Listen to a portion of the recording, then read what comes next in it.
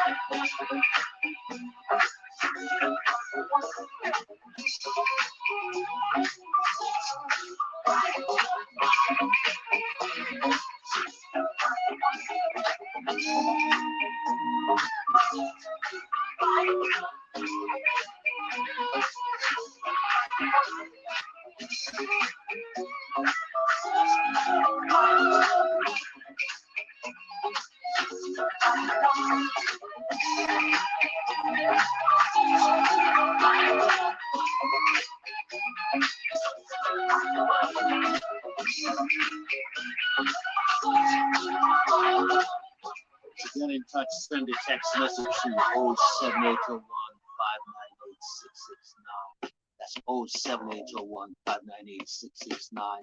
Or you can send an email to info@mrgroove.co.uk.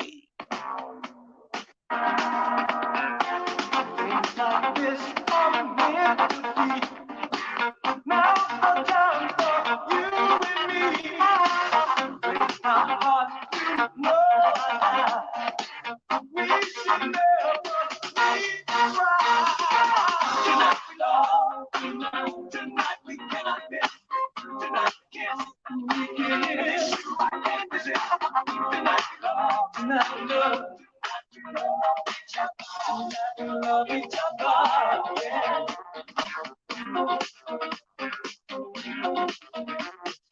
Don't stop the whole night.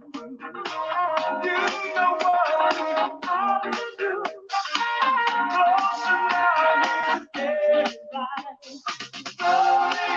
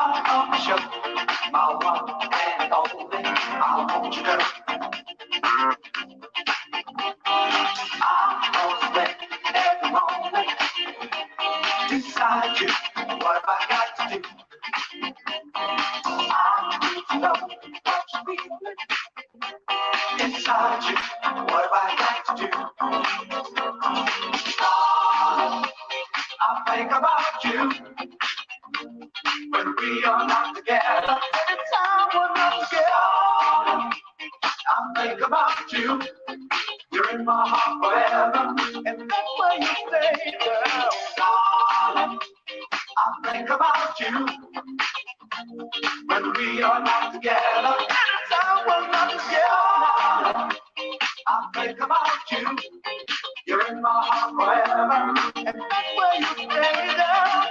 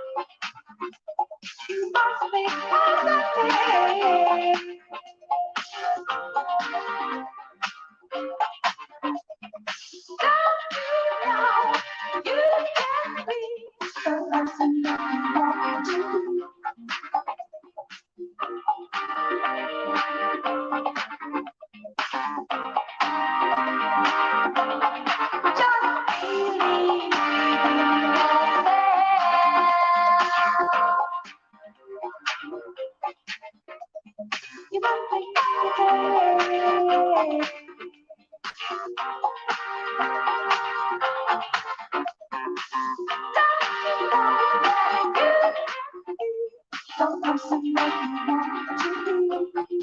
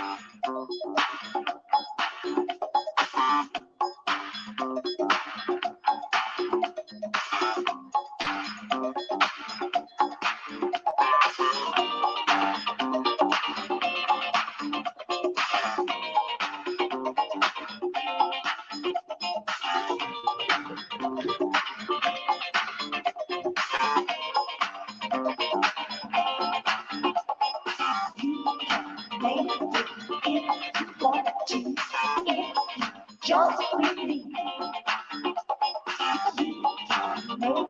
Make it want to. Just believe. You can make it if you want to. Just believe. You can make it if you want to. Just believe.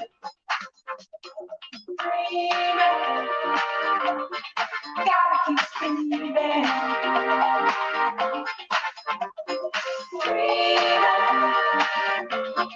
Come true for you. Dreaming. Gotta keep believing. Dreaming. For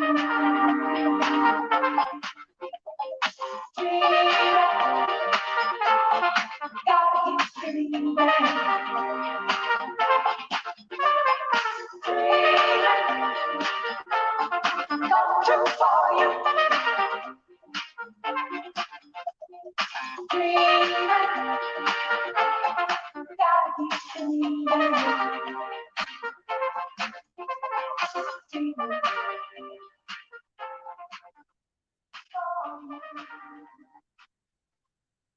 Keep up to date and like our page at facebook.com/reachonair or follow us on Twitter. We are at Reach On Air. I know you're gonna dig this.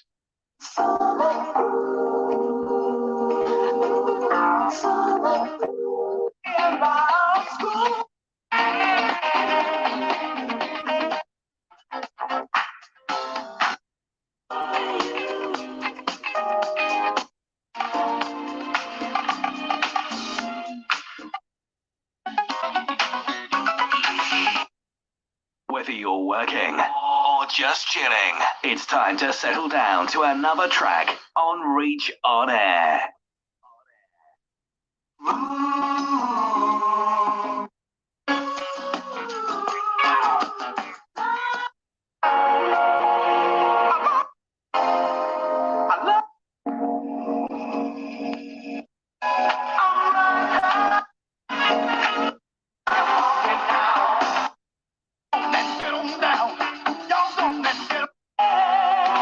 Said I'm holding on. Yeah.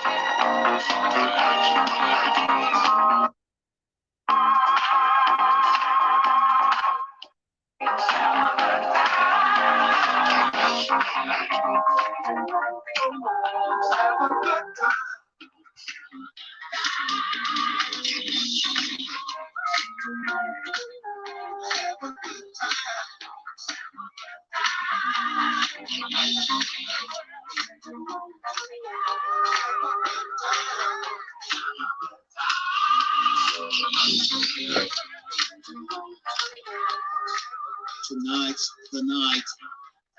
Good time. Released in 1979. The title of the album is I Love to Dance. And this is the music of Flair. It's good time to play one more song before the end of the show. And I'd like to seize this opportunity to say Jesus is the man for the white man. Jesus, he is my brother. Jesus is the man for the white man. Come on.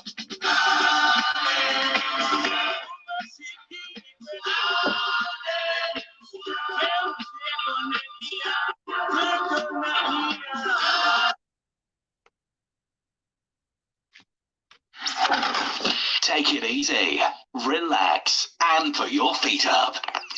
This is Reach.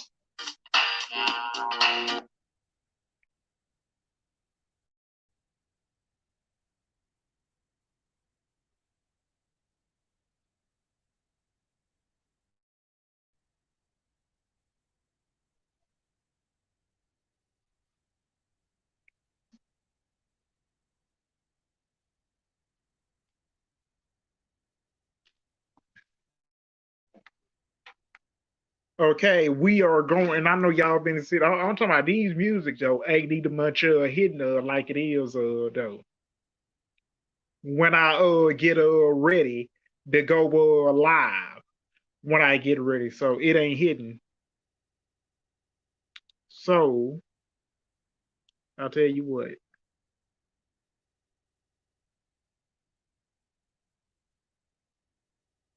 What I do, I'll tell you what I do. Because and I put the poll up, so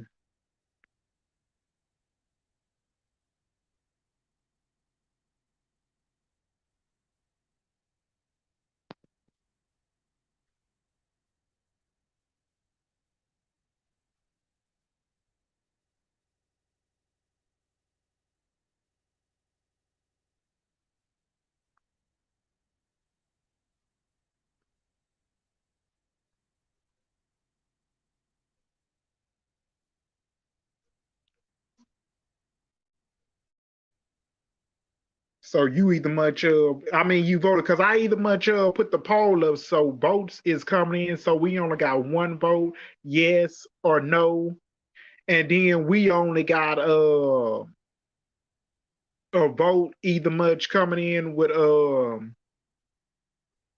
either much what did I just say? Cause let me go back and check, cause I said we either much have a poll on the Heart Radio station, and then there it is. We the much got our heart radio station. Yes, 100%. No is 0%. Hit that like button. So we only have poll complete with one vote.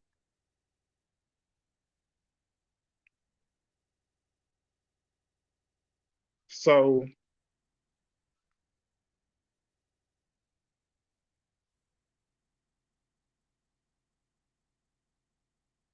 anyway, let's get this show started though.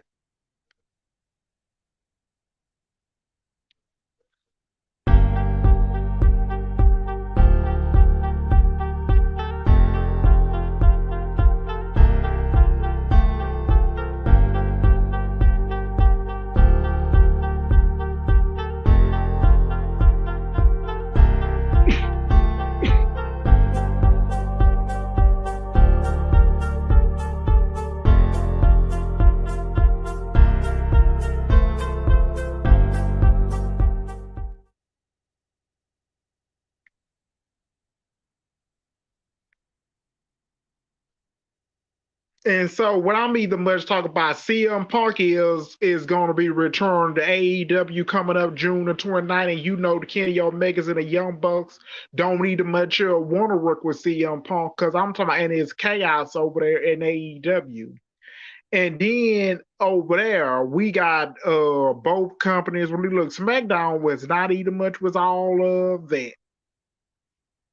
And we talked about WWE upcoming releases coming soon. And I'm either much telling y'all, we are going to talk about that. We are going to talk about AEW, Dynamite, and SmackDown. Those the only two topics we are going to end up attacking on, and it's not going to be nothing else.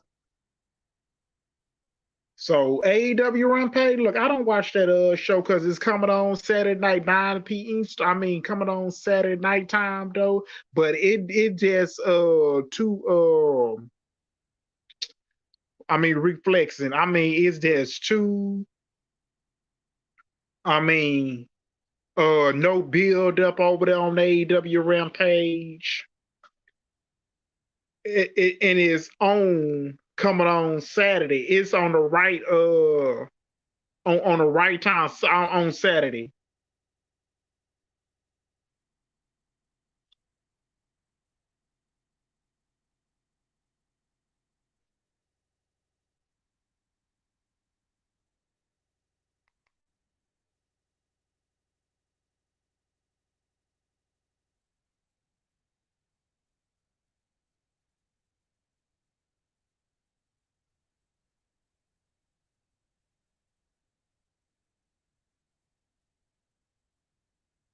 So it comes on the right time on the Saturday. So let's talk about AEW Rampage. So I'm sorry, AEW Dynamite. So I have my notes in front of me. And neither much so we are going to talk about this week AEW featured Jamie Hayter, Britt Baker teaming up against Ruby Soho and Tony Storm. Harb defeated the TNT title against Wallow and more. And we either much have, let's hear from it, the AEW World Title Contender. It started off with Jungle Boy Jack Perry getting a big ovation from the show, opening a promo. Sammy Guevara was out next before Jack could say a word, before Sammy could spoke about Darby Allin music as a debut made his entrance to a hang pop from the crowd. There was 3 guys were in the day. Darby said that out of all their parents, he has known Sammy the longest, but he likes him the most. Allin said that Sting and himself respect each other, while Allin said that Sammy is being holding back by Chris Jericho. Allin spoke to Jack saying he had to work less harder to get there because he was handpicked as part of the California Caucus. Allin said when Jack got hired, Allin was still sleeping in his career. Allin said nothing about Jack immediately. Allin said nothing a few times.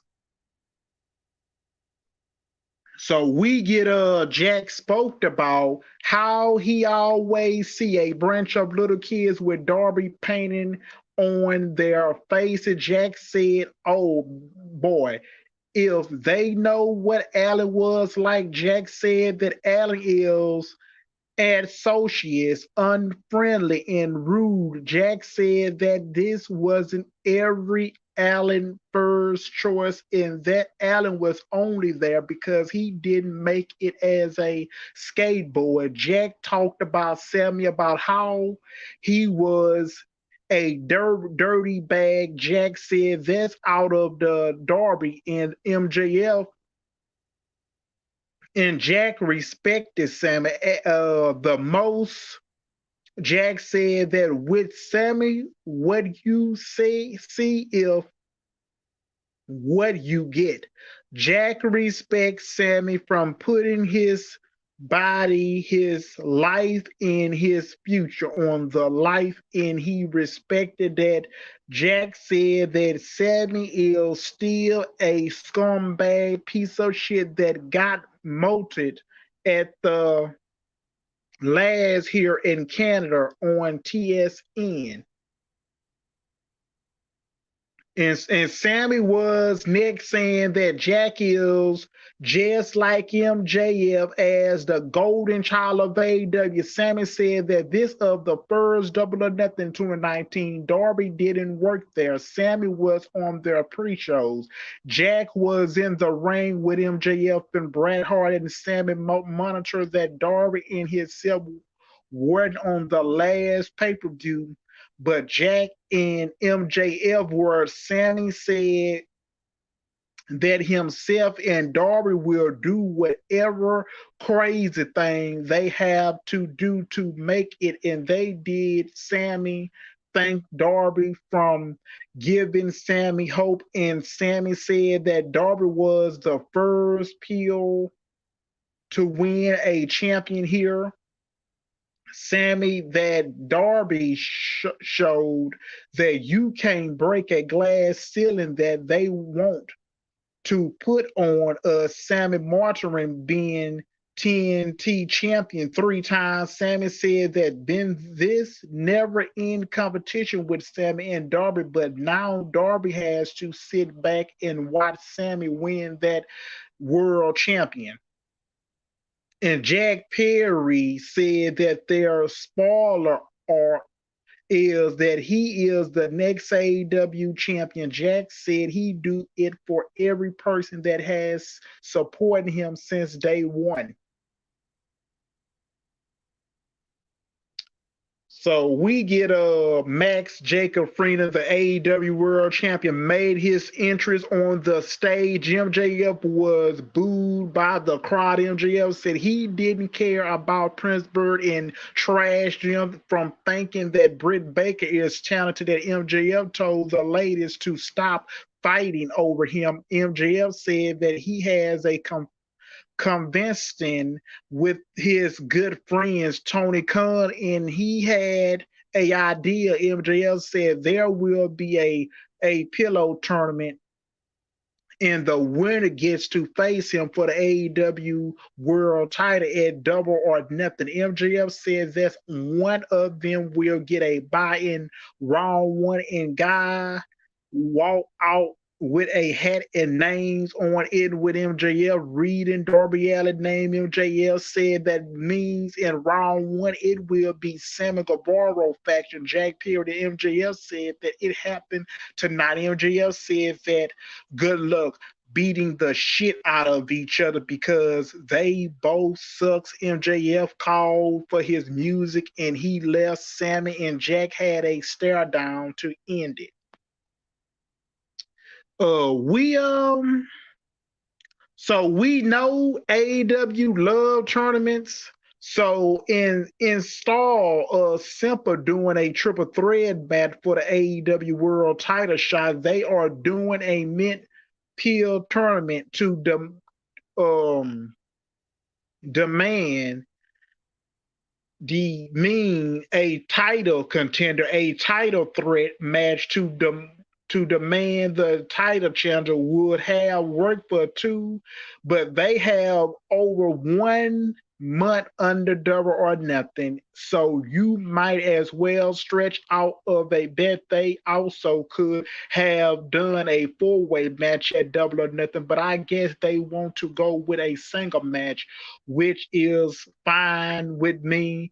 In a way, I thought Sammy and Jack and Darby did a great job with their promo, laying out what makes them worth of being title contenders and giving it a personal feel as well. With all of they said, I double MJF losing the AEW title to a guy of those guys. I mean, AJF ain't dropping that title because if Jack Perry gets be the one that goes over on Darby Allin, I guarantee you that MJF is not losing that belt into 2024. So they are going to build him up though like a monster and just beat everybody on that roster at AEW.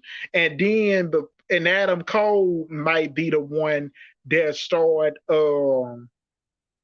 that started taking that AEW World Championship off of him. So I don't care what nobody say because MJ he's gonna be holding that title to May, June, July, August, September, October, and all the way to November. He's gonna be the one. I'm telling you because he is gonna, and Tony Khan is gonna make MJF though is a mega champion in the company. That's what he's going to do. So Tony Khan is not going to let MJF drop their title against anybody because they don't want him losing not that belt right now.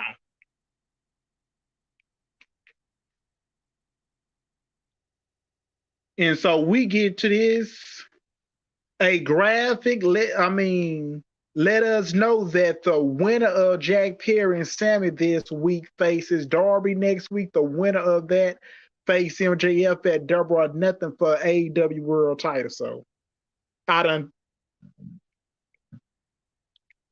told you so. So we get the Outcast. Hold up.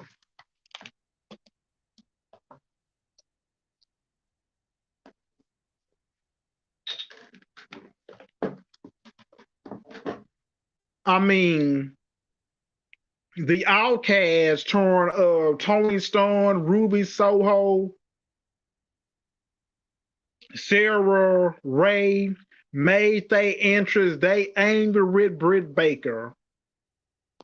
Pointed at Rain sign. Sarah Ray even tried to put some spray paint on Britt Mama. The AEW World Champ Jamie Hayter is 6-0 in 2023. Dr. Britt attacked Hayter outside that ring before the bell. So Jamie Hayter, Dr. Britt Baker, DMD versus the Outcast, Ruby Soho, and Tony Storm. So Hayter was dominant early on what should tackle Connor's attack with a clothesline, and Hayter hit a double suplex on both opportunity. So Ray grabbed Hayter foot. The referee saw it and did nothing because AEW, anything Hayter was fighting off the heels of the floor, Hayter ran the ropes. But Storm hit a forearm to the head to stop the attack. Ruby with a super kick on Hayter, and Storm did a hip attack, knocking Hayter down. Britt went for a move on the floor, but Storm kicked it breaker, and Ruby did a STO trip on the floor. And so that match, rumors with Hayter slamming Storm down and Britt tagging it with clothesline, then a signature blade neck breaker on Storm, and neck breaker on Storm on the apron. Breaker sent Storm into the turnbuckle. Breaker put her black gloves on knees. Ruby off the apron and ground suplex by Storm, and Baker hit a air read, crushing Storm for two. Hayter knocking Ruby out of the ring. Hayter was in the ring for about 1 minute doing a double team move with Baker, with the referee doing nothing about it. Ruby broke up a pin attempt by tracking Hayter out to the pill. The Hales cheat chanted, with Saray hitting Baker with a title belt, and Storm hit a Storm 0 for a 2 count. Storm sent Hayter into the steel steps in a dropkick. Hayter ran an arm into the steel step. Baker slamming Ruby out of the turnbuckle with a front suplex. Baker knocking Storm down, and Baker hit a Palmer Sun rise on Ruby for two. Baker hit a stomp on Ruby for two. Baker applies that lockjaw submission on Ruby, who tapped it out. It went about 10 minutes. So this was a really good match, even with all of the ingredient range of tag team rules that continuate plug a tag team match in this company. Hayter worked it on first half, so Baker tags in and clean house to get the win in her hometown. Hayter selling the arm injury was a key thing to remember for later in the show. I think the Outcast losing does hunt them a bit, but I am fine with Britt winning in her hometown. I mean, yeah, because she needed that win. Because I really think, look, somebody need to look. Jay Carger is 51-0 because she has been a dominant champion going on 2 years. And then either must she beat everybody in that women's division, because you're gonna have to find somebody who's a threat, who can dethrone Jay Clark and take that TBS championship away from her. Because I do right now, I don't see nobody in the women's division who can dethrone her and take that belt, because I don't see it.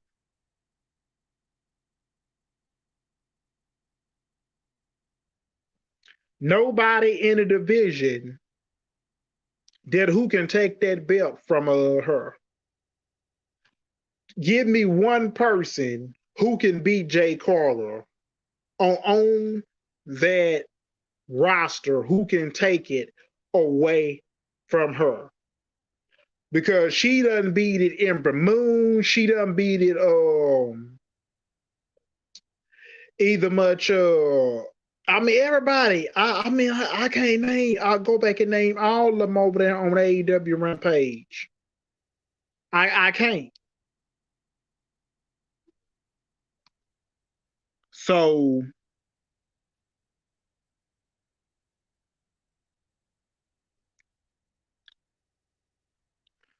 we get Renee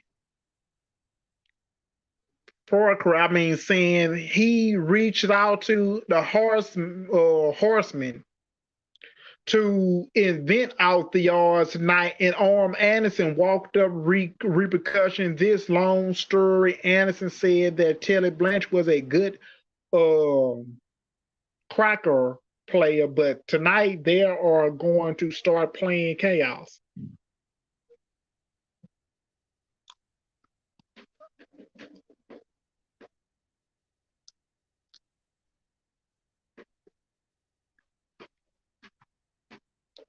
And so let's hear from the elite talent toward of Kenny Omega of their Young Bucks.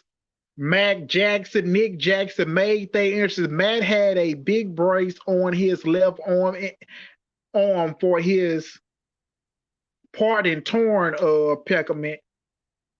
So Muscles Omega said that's the Blackpool Combat Club are respected, but then they sent his friends to the hospital and his uncle Dan Kyle to the hospital. Omega said that he want to plug in and screwdriver into John Moxley's face. Omega said that the purpose of them being out there is that he wants that Blackpool Combat Club to come out there and squash the beef.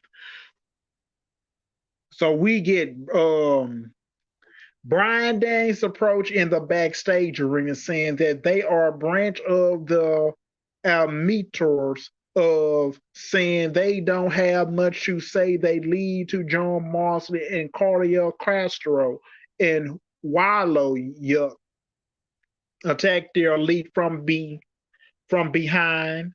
The elite from back with Nick hitting a dive on Castro in a super kick, but both Young Bucks super kick Claudio over the barricade. Moxley was fighting with Omega into the crowd while Matt was hitting Yuck with multiple North left suplex. Omega hit Yuck in the ribs with a chair. Moxley crack Omega, but then Omega sent Martha into the barricade. Yuck used a title belt to hit Matt in the injured left arm, so Nick jumped back into the ring and to try to save his brother. Claudio hit a missile power bomb on Nick. Omega suplex Yuck. Mega was back with a Death Rider slam. Marsley Danielson walked out with the microphone saying that we're nothing but a branch of a Marshalls. Brian said he thought Omega would be a professional, but maybe he is not done. Kyle run out there with a steel chair. Brian called him out, and Dunn ran to the back. And so Brian got into the ring saying that Kenny had the most prediction of anybody but Kenny. Would rather sit in the lobby of his own prediction that Brian had a screwdriver in his jacket. Kushi Tashi arrived with Don Kyle. Tashi was kicking ass with moves on Yuck and Claudio and Marcy. Tashi with a knees on Yuck. Then Omega with a V trigger and Yuck. Tashi and Omega hit a double team clothesline on Marcy to knock him out of the ring. Then Elite and Tashi celebrate in the ring, and the VCC left. I mean, this feud is going to get built up all the way to Double or Nothing. Because with Cool Comeback Club and Elite, this feud is going to get built all the way up because I see their Elite, they are going to be getting a revenge on BC Watch. Because soon as Nick Jackson heals up from his arm injury, they are going to be getting their revenge.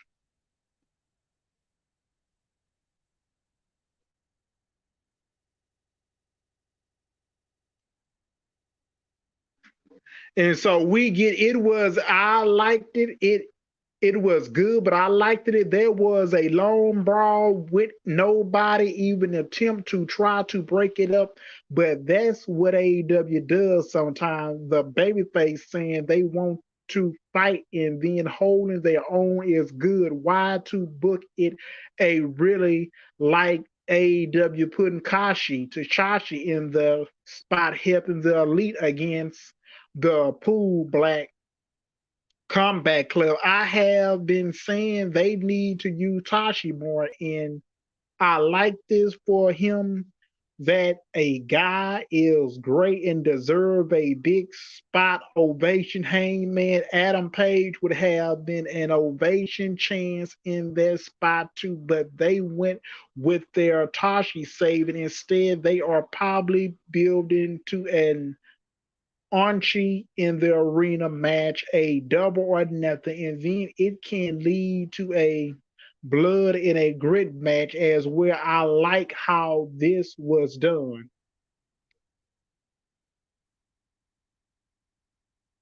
And so we the much get to the TNT champion, QT Marshall, Powerhouse Hobb, Cameron versus Wallow. So we get Hawes hit 3 belly-to-belly suplex early in this match. Wallow left the ring with Hawes and Wallow. Clothesline Hawes over the barricade. Wallow in the control in the as they keep fighting with the referee following them. Wallow slamming Hawes on the floor. They went to a picture-in-picture break. And so Hawes was looking for a suplex. Wallow saving him down as Wallow hit a sometime bomb on the top. Wallow and Hawes exchanged clothesline. Then Hawes delivered more clothesline, but Wallow managed to come back with a running clothesline. Wallow with 2 German suplex. Hawes went for a left, but Wallow blocked it. Wallow with a head, but in a wild up clothesline. Cameron uh, was on the apron to distract and say easy of the eyes, saying arm checking her out to Marshall. Marshall hit a diamond cutter on Wallow, and Halls hit a spine buster for two. Marshall got into the ring, so I am stimulus pulling a gun on him, and Marshall ran away. Penta showed up to super kick Marshall back into the ring, arm hitting a DDT on Marshall to end the Hogs got a roll up on Wallow for two. Wallow hit a powerbomb on Hogs, followed by a second powerbomb. Wallow hit a third powerbomb on Hogs for the pinfall win to become the TNT champion for the third time. It went 10 minutes. I mean, yeah, a good match. That was yet other TNT champion and change. I thought title change was possible, but I also hope that Hawes would get a long title reign. I think AEW has showed a wild willingness to book short title range with the title, and even Wallow has experienced that, seeing he a three-time TNT champion. Now, I like the arm management spot with Marshall as well, because arm percentage help Wallow overcome the cheating opportunity to get the. I mean, Wallow better be built up. He better be built up as a monster as a TNT champ, because right now he better not even drop that title to anybody else on that roster to we the much get to 24, because he have to be dominant as a TNT champion. So I don't care what nobody say.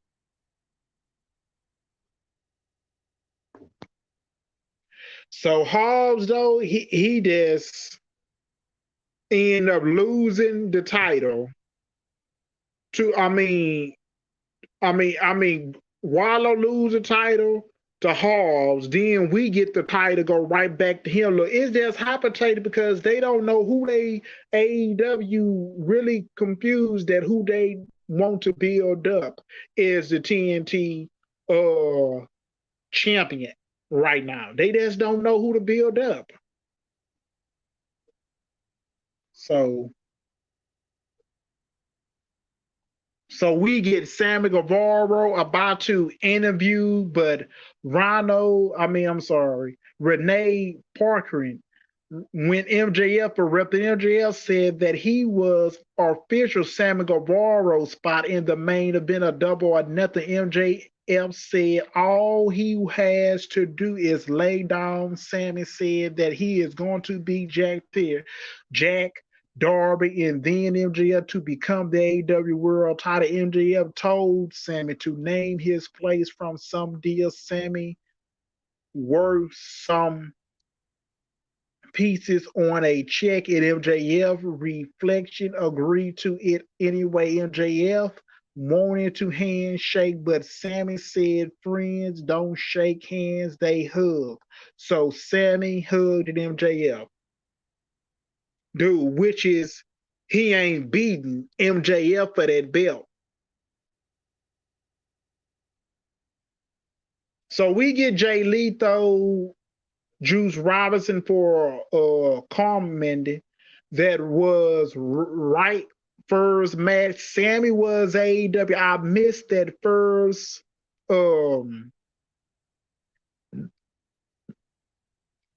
that did that springboard spot out of the turnbuckle.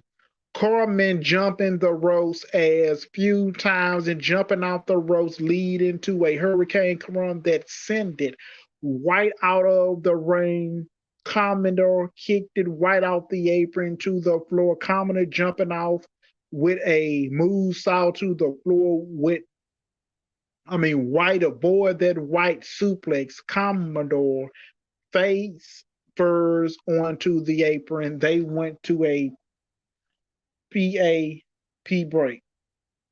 So White has in control with the strikes as they show Sean Spears, which from ringside Commodores hooking White arm leading to a circle fit pin attempt for two would hit a running clothesline which was on the turnbuckle. Commodores with a jumping kick and White did a eye goggle to the eye under the mask. Commodores kicked the White off the apron. Commodores worked it the rope with back end. Commodores with a super kick out of the ring, and Commodores went up top against Commodores, ran across the rope, then jumping off the top and hitting an impressive moonsault until with White on the floor. Spear hold up in a tent sign back in the ring. Commodores did a rope work into the shooting star press for two. Commodores hit a springboard Phoenix splash for two. Commodores went for other moves off the top with avoided in. White hit a cutter throat suplex with hit the blinded running neck breaker for the pinfall after 11 minutes. So, 11 minutes though, it just was a short match. So, this was a fun match. Commodores is very talented and can do a lot of cool moves of the ropes. He make a lot of easy move. Maybe throwing some more strikes would help, but for the most part, I like him. White winning was the obvious result since he is just signed with AEW recently. So I'm curious he going to win a match like this. I would have had White win more decided because he was selling for a lot of the matches, and I think AEW White wants White to be a big deal, but it wasn't a bad thing necessary to have Commodore like impressor. I am just saying I would have had White look even stronger. Jay White celebrate the win while Sean Spikes hold up a 5 sign. Juice remained bought Spears over the barricade. They was fighting right and Juice fight figure with Spears into the ring. Ricky Starks ran into the ring with a spear on Juice Juice White running away. Jay White, though, look, I don't see him beating MJLF, but the only thing that I see him, WWE, I'm sorry, look, if WWE had him, you wouldn't do. Triple H would have bought him either much in. Why would you either much trust these people? You really think Vince McMahon back in charge? You think he is going to open up the door and walk Jay White and welcome him into his open arms? Look, he is going to get ruined if he go over there. I don't care if he is not going to be the one to dethrone Roman Reigns. Whether you had him go up against Sami Zayn or Solo Sikoa, Drew McIntyre, either if he signed a contract, either much Bronson Reed, either much Bobby Ashley, either much Austin Theory, and you would have had him either much going up against the Miz. And look, Jay White going up against Gunther, Biggie, when he gets back, we don't know when he's returned on TV. You would have had him go up. Jay White go up against LA Knight. He will be competing for the United States title and the IC title because he is not going to be the one that throw Roman Reigns. So Jay White end up going over to AEW. Because Triple H probably say, you know what, we can't get you right now because maybe I'll see you down the road for the next 5 years until my father is put in his grave. Because maybe I would be the one that signed you over here. I mean, yeah, because in 24, you see his contract's going up. Kenny Omega, I don't see him leaving WWE. Tony Khan don't want to lose Kenny Omega to WWE, and I'm sure he do not want to lose the Young Bucks because they did so much for that company, and the Young Bucks won AEW Tag Team Championships. Kenny Omega been the longest reigning AEW World Champion until he dropped that title at Full Gear against MJF, because you think Tony Khan want to let them walk and go over to WWE after they done so much for that company, and you think Tony Khan is going to be the one that let them walk? I don't think that's going to be happening.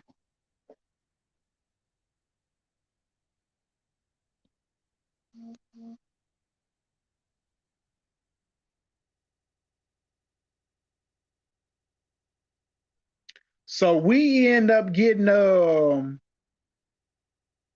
Chris Jericho talking to Adam Cole. Jericho say it sounds like the crowd loves loves Cole. Cole said that anybody that has followed him knows how much of an influence Jericho has been on him, and every has catchphrase is from Jericho that baby thinks is different, and Jericho thinks since Jericho always did the 1 feet crook pin shooting come on baby doing matches. Cole said it pretty damn cool to be in the ring with Jericho, and Cole said he has a ton of respect from Jericho. When Cole expand his hand, cool, shake it. So Jericho and Adam Cole, baby. Jericho said that a planches when he just said Jericho said that he has absolutely zero respect for Cole and said that Cole is any address son of a bitch. Jericho complains about Cole and the rep and Jericho celebrates to give Keith Lee a handshake and said is unacceptable. Jericho said that Cole is lucky that Jericho doesn't slap him in the face right now. Cole said Jericho has been real jerk off late. Cole wondering how hypocritical Jericho can be, and Cole wondering when was the last time Jericho looked himself in the mirror at the ring. Real Cole Jericho. Cole wonder if the real Jericho is a guy that let the JAS do his work for him. Of it, he really one of the best of all time. Cole that Jericho is a freak or insecure, stupid intellect, so that lead to stupid intellect. Chant Cole said that if you want Cole attendance, you got it. So now what Cole got right in Jericho's face. So Jericho said he is not a jerk off, leading to the fan chant that Jericho said that Cole doesn't impress him. Jericho said that Cole doesn't want to meet Jericho. No. Him and went want anything to do with him. Jericho told Cole if he is a smart, he get out of the ring. Jericho bullied right here and right now. Jericho shoved Cole and Cole fired back with punches and Cole stomping on Jericho. Dan Garcia showed up that attacked Cole him and build him. And Jericho and Garcia double team Cole in the corner. Britt Baker ran out there to save her boyfriend. Cole and Britt grabbing Jericho and slapping him in the face. That Outcast showed up. That Sarah Ray and Tony Storm and Ruby So arrived. They were under the ring in approach. That 3 women beat up Britt with punches. Garcia handcuffed the Cole to the bottom rope. while the girls working on Britt. Jericho had a kendo stick and Jericho teased it and hit it cold, but Jericho handed it to Sarah Ray. That lead to Sarah Ray hitting Britt repeatedly in the back, but then it was more likely in the jeans it wouldn't. So Sarah hit Britt that hard, but it was that to count Jericho hanging Sarah that handering Sarah that fan chant piece of shit of that Jericho lead to JS that Outcast leaving. Cole was saying sorry to Britt who was down selling. A clever attack by the Hills following entertainment promos by changing Cole and Jericho. I like how Cole showed respect to Jericho earlier, but then Jericho fired back at the Hills, trash Cole immediately. It was yet other angle on this show with nobody even attempted to break it up or stop it. Should referee try to break up in security, just keep going and going. Their kendo stick shot by Saray was granted. As I said, Saray, I'm sorry. So where was Jamie Hayter? She is the best friend of Britt approach. Apparently, yet there was no sign of Hater anywhere. Their announcement didn't ask it either. I assume they can say that Hater was hunted earlier, saying the doctors were helping her backstage, but the announcement didn't push that story at all. Appears Cole has no signs of friends anywhere. Way it worked in terms of getting heat, exceptly with Baker getting beat up in her hometown in front of her family, while Cole Mama was also showed there is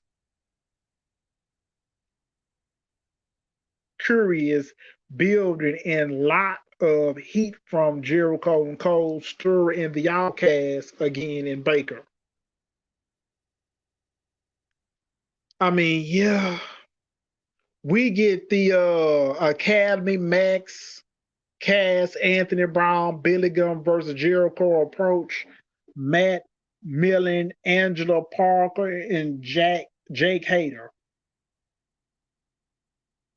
So Max did a good pre-match work working in Bud Light stocks, dropping Draymond Green stumped it, refused in monitoring the terrible towers of the Steelers fans in Princeburg. Castle hit a body slam with Browns tagging in Scissors Me tumbling leg drop for the ground to the leg. I guess they went to a picture-in-picture break.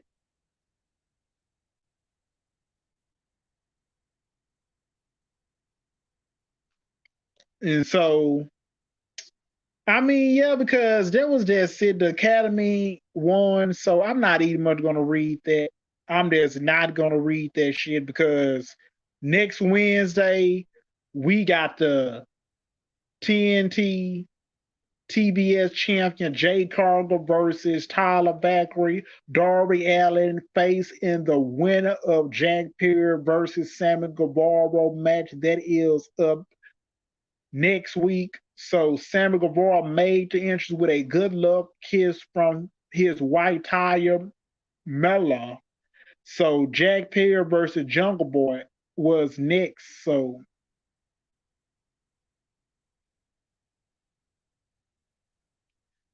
that's the end of AEW. So that's the end of the results. So let's moving on. So I mean, let's get into budget cuts because you either much know when Aaron Hawana either much bought the company from Vince McMahon, and then because you know he has the majority, 51% of the votes, and then because you know soon as that deal gets finalized to go to around come January, he is the one going to be taking over. Vince McMahon is just going to be the executive of the board. And so Vince is going to be working for Aaron Hawani. That's who he is going to be working for. So look, I don't care nothing about them being buddy. I don't give a fuck about those two because you got two big-headed monsters. So you know I don't trust nobody in the company who don't give a damn about women's wrestling, who don't give a damn, try to book women wrestling, don't like tag teams. He just like to break them up. The only thing he cares about himself and his money. That's all he cares about is him. So, and you know when budget cuts is gonna be coming soon. I'm just telling you because Hit Row gonna be everybody who Triple H bought back. Io Shirai, Dakota Kai, Hit Row, Braun Strowman. He bought back Karrion Kross. He ended up bought back Ember. I mean, she hasn't done jack shit ever since she got back in the ring. They bought back Chelsea Green. Look, Chelsea Green is boring in the ring. She is just really is because she haven't even much won a fucking match ever since she either much gotten back. Because right, look, Tony Khan though is not going to be signing. It's not either much going to give everybody a home. Everybody. Because WWE want to cut that because $50 million. That's what Nick Khan, man, the snake, is talking about. Because look, I don't trust nothing with Nick Khan, so I don't give a damn what he said. Look, he lies about every fucking thing. Because he does a nothing CEO working for nothing for no good Vince McMahon, who is a counselor, who is old and senile, not a touch. He hates women wrestling. He don't see no penny a dollar. And look, Bruce Picture, he must say women's wrestling don't have a dollar picture in it. Because look, to me, I don't give a fuck what Bruce Picture, the fat slob Bruce Picture say. I don't give a fuck about what he say.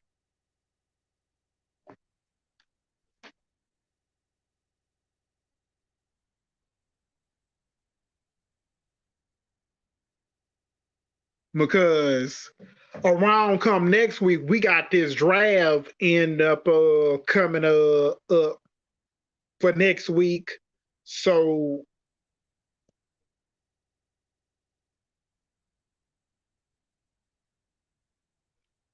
yeah, because we got this draft is coming up next week.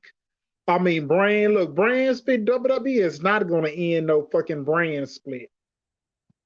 They are not going to do that. It's not going to end a brand split.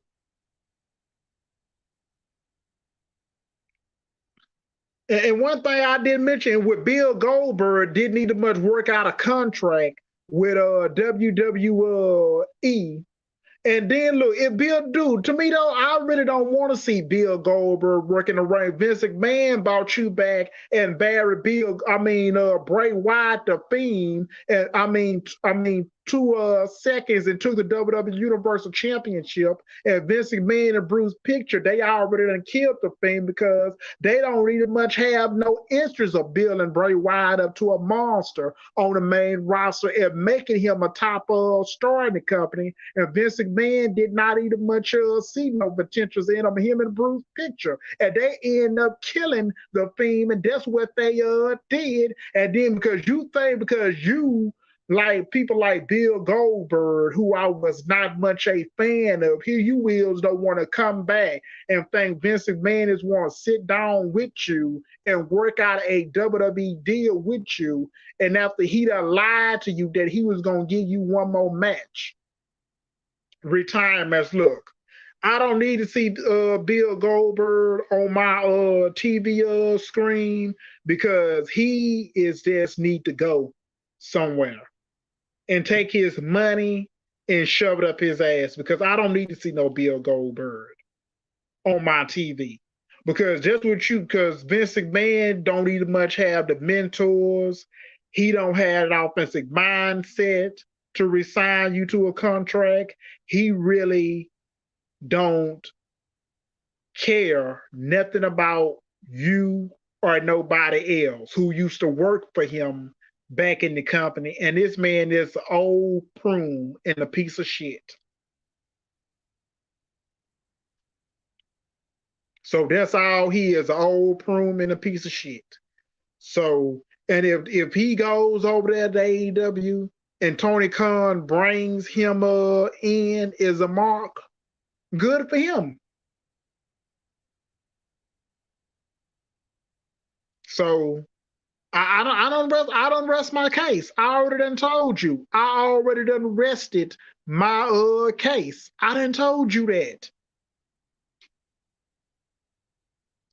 So I'm moving on.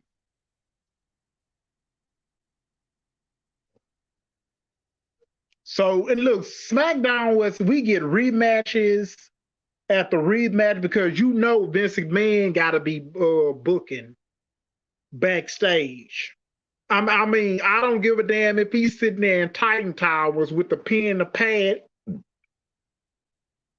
and a phone next to him, and then he probably be on the phone either much calling Vince Triple H and emailing him and tell him to change because he don't really much like what he said. You think Vince McMahon and Triple H ain't gonna sit down and negotiate with it? Because look, Triple H probably don't have full control in a draft because it's up to Vince McMahon where the brand he want to put them on, and whoever, if he call up anybody from NXT who he want on his show.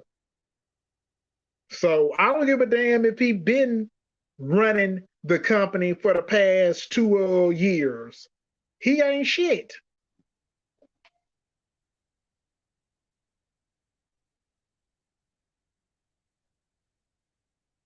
So the leader world order, Rey Mysterio, Santino Escobar versus the Judgment Day, Finn Balor and Damian Priest. Rey is hitting a running hurricane, then Balor with a sunset flipping. Rey hit a double drop kick. Rey went for a moonsault, but Balor got the knees up. Priest tag in and kicks Rey down, and Priest hitting a running back elbow on Rey in the corner. Then Balor back in with a backbreaker, and Priest tag in back in with a leg drop kick backbreaker combo. Balor grabbed Tegan tights headlock. Rey break free with a elbow, and Rey counter and move with a bulldog. Escobar hit a 2 running forearm on Balor, then a phenomenal on Priest in a backbreaker on Balor, and hit a double knee on Priest in a arm drag drop kick combo on both opportunities. Priest was in the ring. It leaked, so Escobar launches Rey onto Priest with a sometime. Priest shoved it. Balor from a show side race splash. Escobar ran the ropes, but Balor was back in with a clothesline to break. So Escobar was the face in Prince as he ran right into a jumping kick. Priest for a 2. When Escobar tried to break free, Priest kicked the Escobar in the arms and hit a running elbow smash, and Escobar come back with a drop kick. Rey got the hot tag against Balor with a running kick and head scissors. Then Rey hit a suntan splash on the top and a springboard cross body block. For 2. Rey with a kick to the head, but Balor tags in, and Rey sent Priest out of the Ray with a head scissors on Belly, and then Ray hit a 619 on Belly, and Extrabar, who was illegally hit a top row splash on Belly. Cole pointed out that Priest was illegally hit, sent Ray into the ring post, and Priest went back into the ring with a South of Heaven slam on Extrabar for the pinfall went after 12 minutes.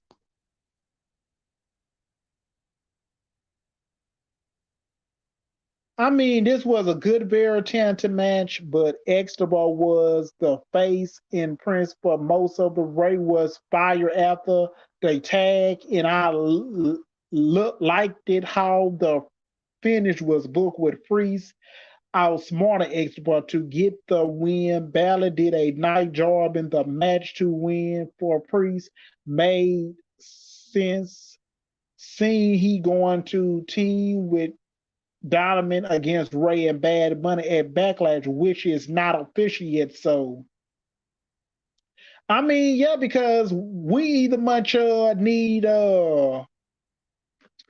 really either much need, I mean, Extrabar, because I don't know why is WWE is not, why is he is not either much on the card, because he should be in Backlash represented.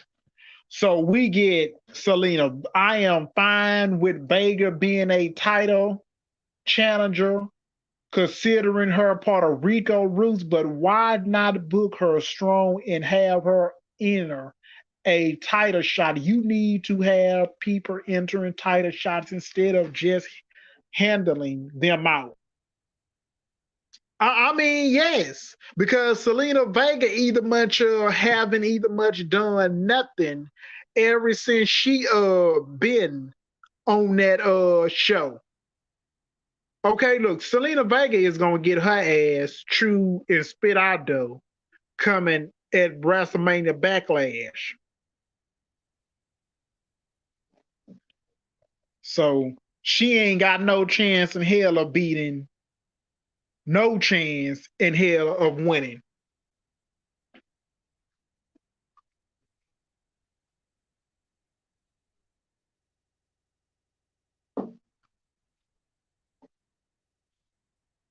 So the Viking Raiders versus Braun Strowman and Ricochet.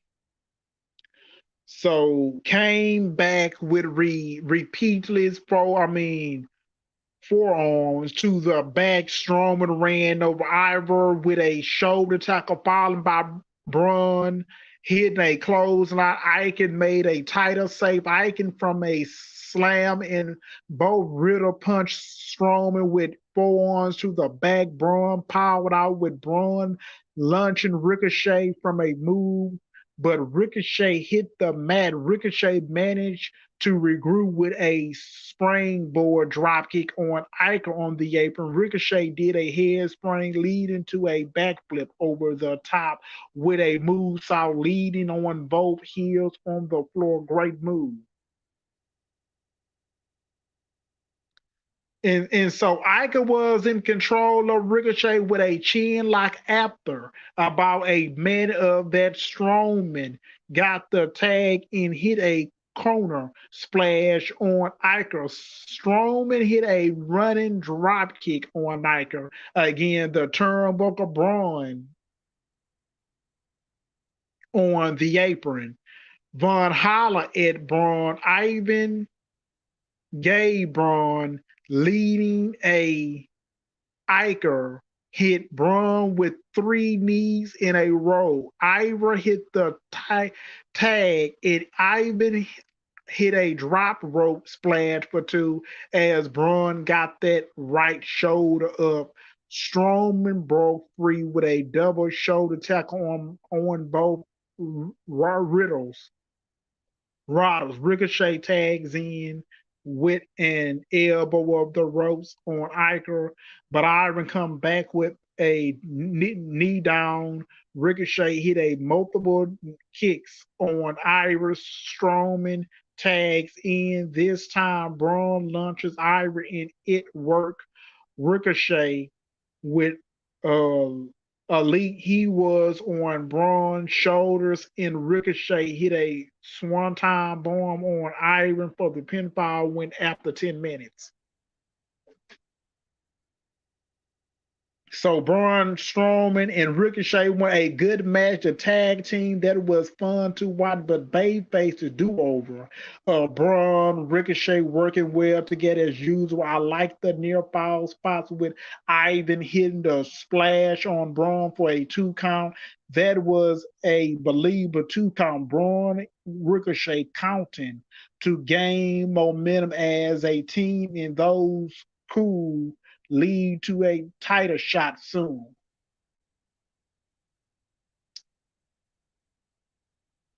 I mean, yeah, hold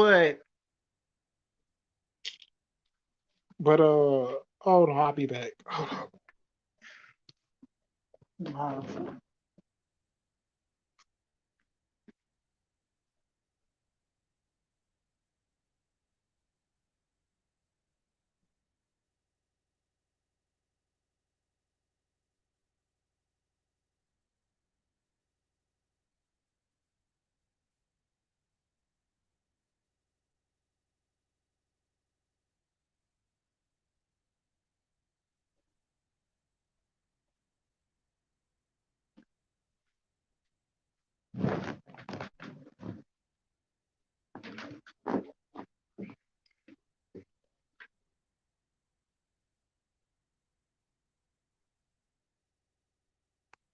Oh, that's me. I'm sorry. That's me. I had to go check my house because make sure nobody ain't supposed to be in here.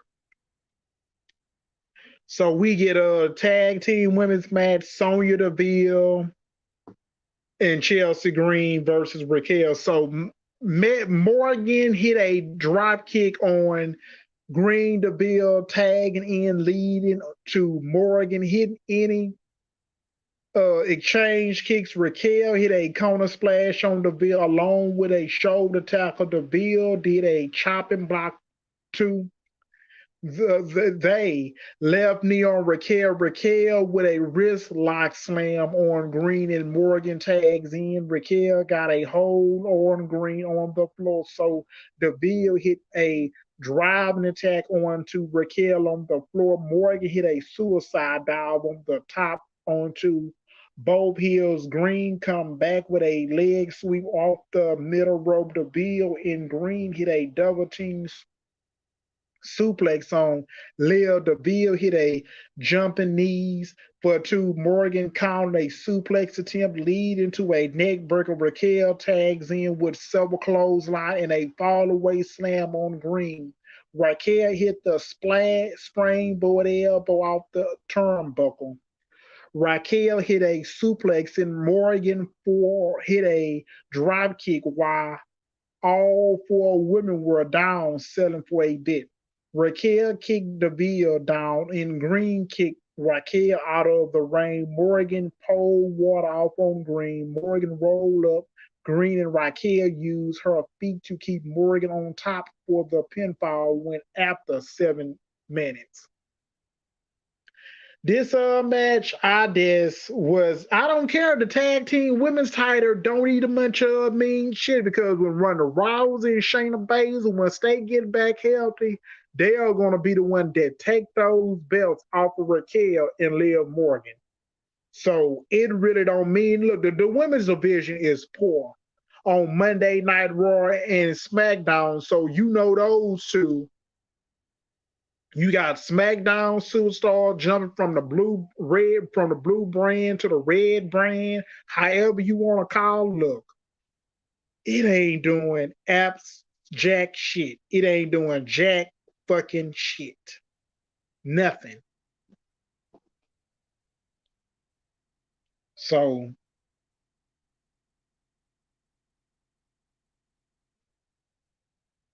we get Xavier Woods versus Gunther.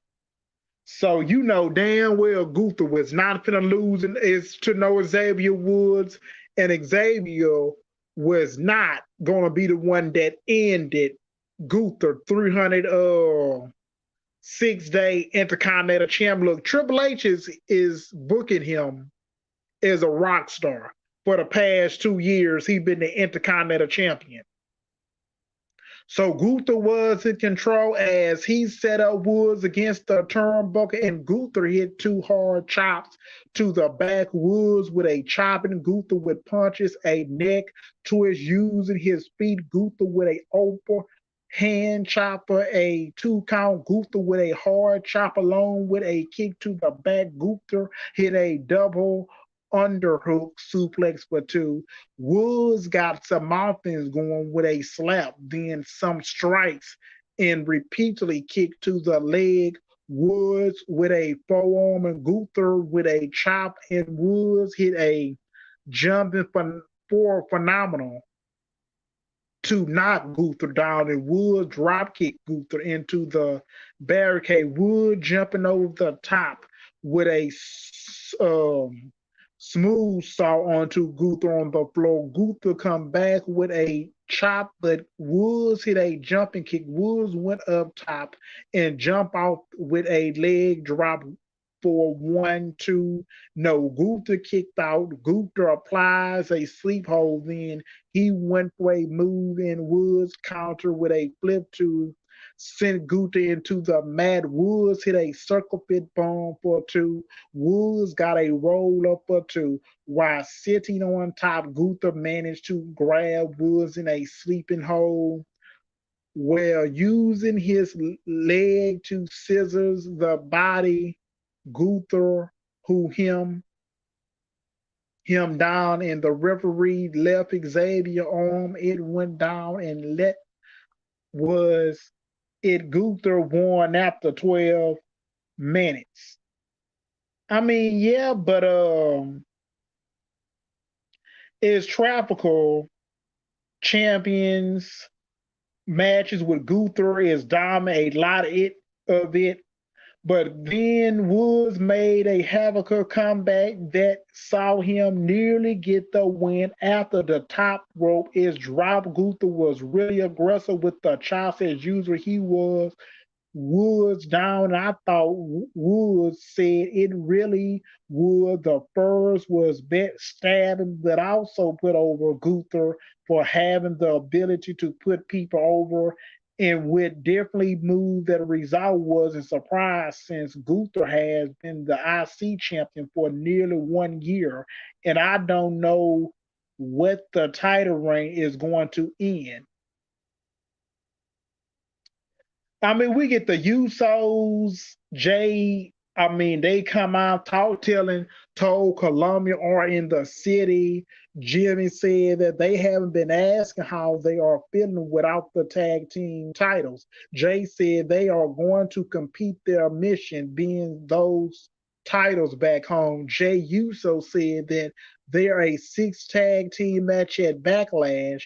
Then they monitoring next week's SmackDown match when the Uso challenge Sami Zayn and Owens for the undisputed WWE tag team titles. They said they will become a 9-time WWE title tag team champion. The Usos did interrupt for their brother, then enforcer of their bloodline, Solo Sikoa.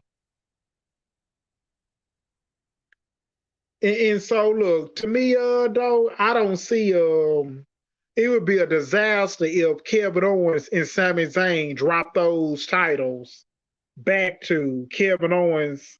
I mean, the bloodline, because it would be a disaster because they just already done put the belt on them at WrestleMania, and let them shine. Let Kevin Owens and Sami Zayn shine with them with the WWE titles. So I'm truly 100% that they are going to be retaining next week. So no disqualification. Matt Riddle versus Solo. Riddle got an early jump on Solo, but Solo come back with a head, but in a clothesline. Solo used his leg for a submission around the head, Nick, but Solo hit a powerbomb to get out of it. Solo grabbed about a half a dozen kendo sticks and 2 chairs into the ring. Solo hit Riddle in the back with kendo sticks. Riddle ducked a kick, kendo stick. Then Riddle hit a jumping kick in Solo, sent Riddle out of the ring.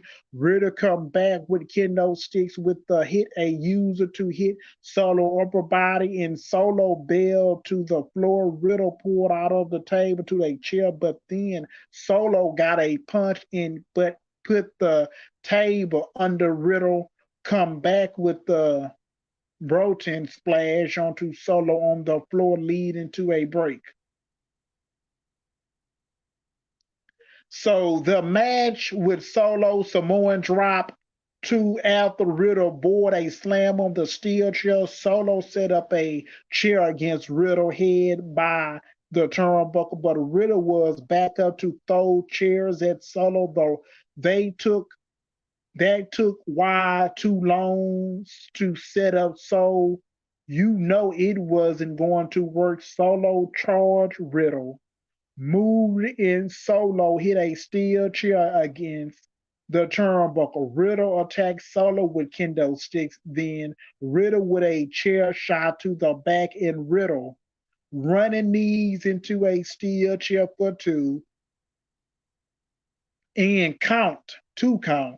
Riddle gives Solo explode suplex onto first onto steel chair. Then we're opening the ring, and then that got a 2 count.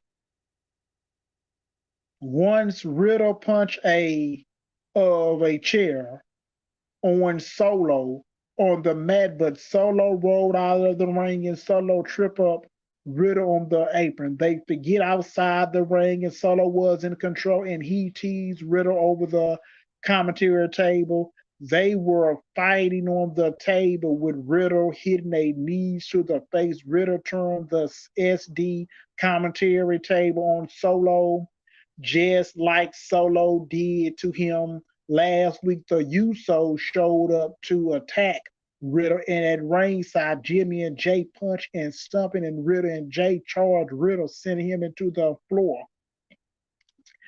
And Riddle used his leg to send Jimmy to the floor. Riddle managed to come back and hit a springboard float twist splash onto both Usos on the floor. Solo emerged from the table attack and hit a underraised slam onto the apron. Back in the ring, Riddle hit a jumping knees to the face. Riddle bounced off the rope for a move, but so the pinfall went after 12 minutes. Cole thought it was a close knot at first, but it was a Samoan spike. So Solo beating Riddle, dude, I didn't care. So Solo continued to look dominant in every match he had. There was a bit of assistance from the Usos, but not a blunting one. Riddle got some near finish towards the finish, the end, all about keeping Solo strong as usual. Riddle has tried to get revenge against Solo fewer times now and failed at some point. Riddle could use a win when it comes to Solo. They are always going to book him strong since he was every match, expect when he lost to Cody.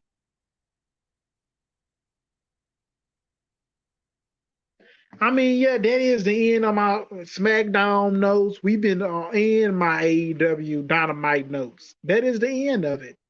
So, you know what I would say? Look, if sooner or later I would just have to take a break on a Saturday and come back, I would have to. And I have to go away for it. What happens if I'm going out of town? What happens if I have to leave and go out of town?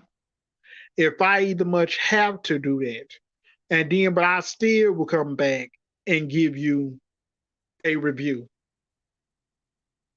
of SmackDown and AEW. That's about it, because I'm not doing a reviewing AEW Rampage no more. It's over with. So I don't care about what y'all say. So we get into Ted DiBiase's son. He's up a world of creep shits. So we sit up here and say, oh, he charged with a fire gun, battered, under mystery, and then he's and if he in charge on every charges, that means he's gonna be doing 10 years in jail tomorrow. I know God, he must love you. Look, this motherfucker is a hillbilly. Okay, in a piece of shit, because I was not a fan of Ted DiBiase when he was in WWE. I never was a fan of him. And so we much have to see. But as of that though, let me get into this. Seth Rollins, I'm gonna read this. We get Seth and Omos is looking a random match on WWE Universe as a career mode. I mean, bro, Seth Rollins facing Omos. Look, Seth Rollins probably be the one that take down the powerhouse Omos. He would never reach up to his high potentials in a WWE is a top guy. He would never. So not in this company. He would never be a main event wrestler. He would never be world champion in WWE because I don't like Omos. So I mean, dude, I can see Tyler Bate being drafted some WWE or in putting with him when he had a match against Ziggler on main event. Look, I don't watch main events, so I really don't give a shit about it. So I'm finna get off of here. Y'all have a good night. Enjoy the rest of your Saturday.